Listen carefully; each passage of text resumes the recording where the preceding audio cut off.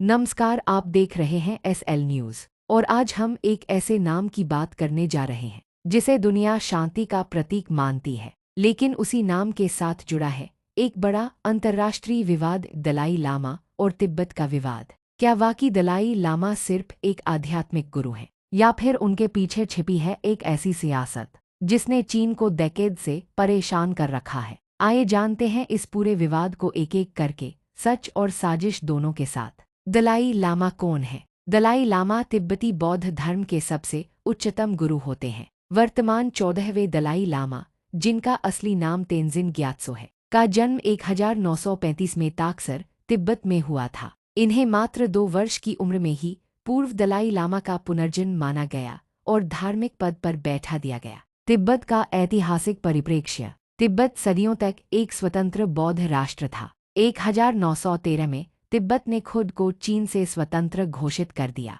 लेकिन 1950 में चीन की पीपुल्स लिबरेशन आर्मी ने तिब्बत पर हमला कर दिया और उसे अपने अधीन कर लिया। 1959 बगावत और पलायन। 1959 में तिब्बत में बड़ा विद्रोह हुआ। चीन ने विद्रोह को बेरहमी से कुचल दिया, हजारों लोग मारे गए। दलाई लामा को भारत भागकर धर्मशाला, हिमाचल प्रदेश में शरण लेनी पड़ी। यहीं से तिब्बत की निर्वासित सरकार भी चलाई जा रही है। चीन की नज़र में दलाई लामा देशद्रोही। चीन दलाई लामा को अलगाववादी नेता मानता है जो तिब्बत को चीन से तोड़ना चाहते हैं। चीन उन पर विदेशी शक्तियों के साथ गुप्त समझौते और CIA से मदद लेने के भी आरोप लगाता रहा है। कई रिपोर्ट्स बताती हैं कि 1960 के दशक में अमेरिका की खुफिया एजेंसी CIA ने तिब्बती गुरिल्लाओं को ट्रेनिंग दी थी। तो दोस्तों, आगे बढ़ने से पहले वीडियो को लाइक करें, कमेंट में अपनी राय ज़रूर दें, दोस्तों के साथ शेयर करें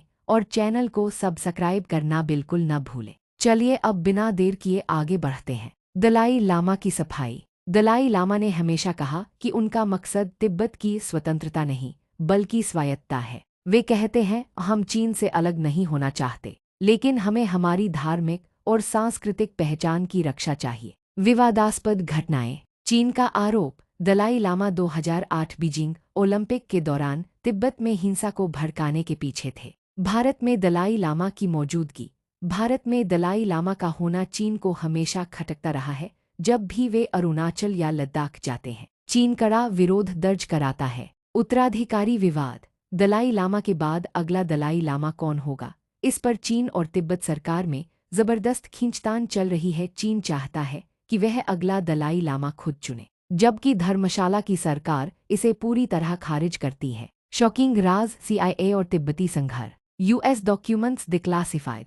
CIA ने 1950-60 के दशक में तिब्बती गुरिल्ला लड़ाकों को हथियार, ट्रेनिंग और पैसे दिए। मकसद था चीन को कमजोर करना और कम्युनिस्ट विस्तार को रोकना। अमेरिका के कई रणनीतिक विशेषज्ञ मानते हैं कि दलाई लामा अनजाने में एक जियोपॉलिटिकल पॉन बन चुके थे। भारत की भूमिका। भारत ने दलाई लामा और लाखों तिब्बतियों को शरण दी है। भारत ने उन्हें धार्मिक नेता माना, राजनीतिक नहीं। लेकिन चीन भारत पर हमेशा ये आरोप लगाता रहा है कि भारत दलाई लामा को भारत की चीन नीति का हिस्सा बनाता है। आज की स्थिति। चीन तिब्बत को पूरी तरह से इंटीग्रेट कर चुका है।